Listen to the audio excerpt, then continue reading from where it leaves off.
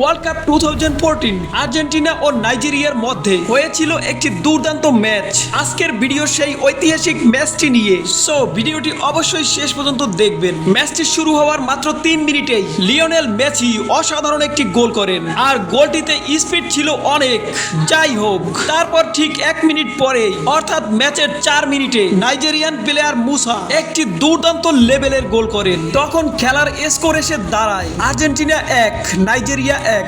প্রতিপক্ষ নাইজেরিয়া হলেও দুপক্ষে খেলা হচ্ছিল সমানে সমান। ম্যাচের হাফ টাইম প্রায় শেষের দিকে অতিরিক্ত সময়ে অর্থাৎ ম্যাচের 46 মিনিটে লিওনেল মেসি ফ্রি কিকে অসাধারণ একটি গোল করেন। সত্যি মেসির এই গোলটি ছিল জাস্ট অসম। ম্যাচের 47 মিনিটে মুসা আবারও একটি গোল করেন। খেলার স্কোর তখন 2-2, কিন্তু ম্যাচের 50 মিনিটে আর্জেন্টিনার রোহো আরেকটি গোল করেন। অবশেষে ম্যাচটি 3-2 আর্জেন্টিনা জয়লাভ করে।